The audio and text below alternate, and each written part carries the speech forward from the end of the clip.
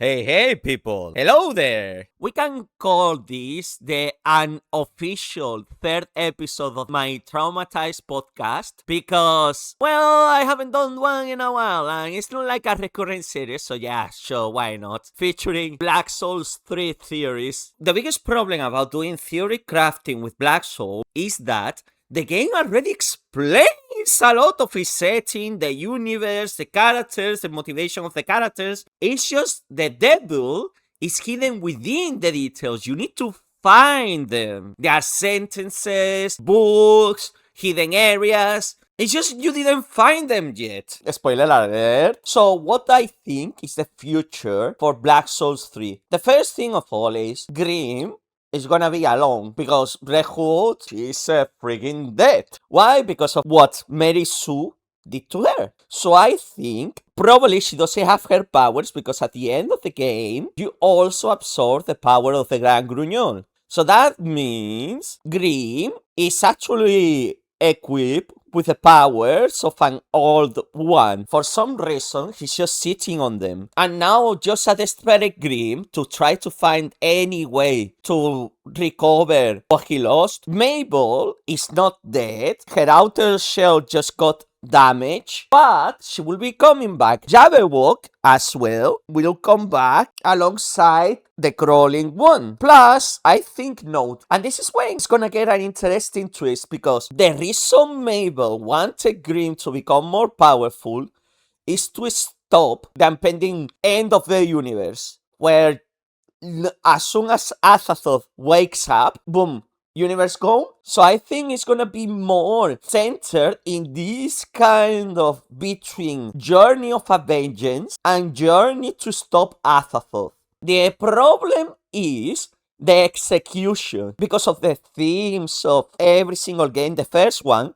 was deception, lies, subversion of expectations. The second game, the pursuit of love. A very disturbing real life thing that didn't happen in real life, but it happened with Lewis Carroll in this fictional world, with the pursuit of a forbidden love, quote, quote. I mean, it's a forbidden love. I'm not gonna support that kind of, well, Lewis Carroll, no, thank you.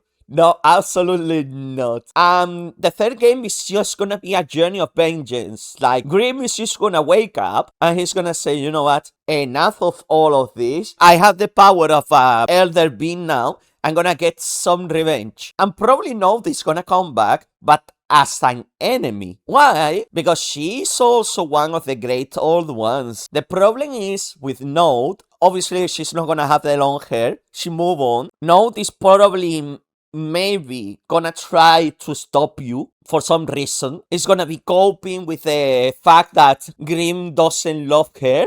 You might even see some returning characters, like some of the daughters. But to be honest, because Green has so many daughters and he had plus 60 loops, it doesn't mean that the daughters are gonna be back like as an individual character anymore, but more or less like they are gonna be there as a collective. More like on the background. Or some of them they might be end up as enemies, some of them might be changing their roles completely, becoming new characters. Don't forget that it's not only Node Grim was procreating with. I don't want to mention this, but Cutie was there. Then the other elder gods before they left. There is a big possibility that we interact with more daughters of Grim from the different characters from a fairy tale. That could be easily more Christian Hans Andersen tales, other Grim stories, some of the other authors that we are not aware of their presence within Grim's body.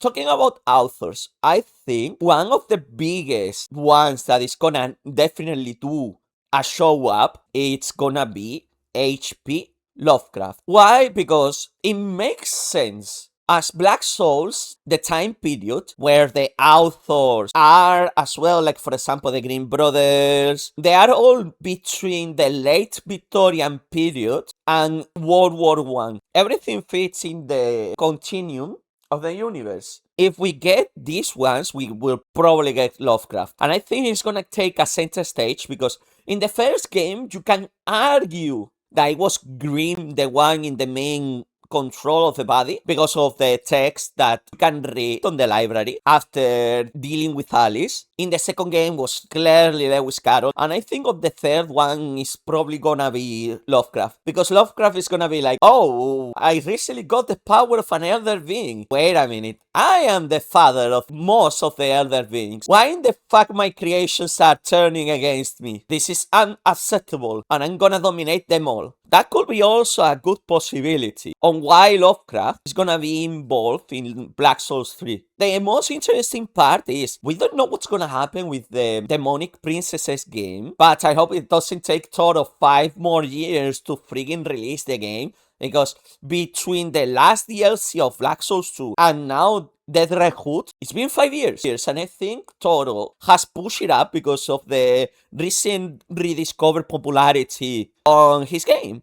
It's not becoming a niche anymore. You cannot stop the tourist people. When I think it's gonna be released, the base game of Black Souls 3, luckily 2029. And luckily, well, that it never gets released. Like I said, Toro took 5 years to release the Red Hood. Okay, that's my little, like, lore dump on possibilities on Black Souls 3. If you have your own lore theories, just, you know what you need to do.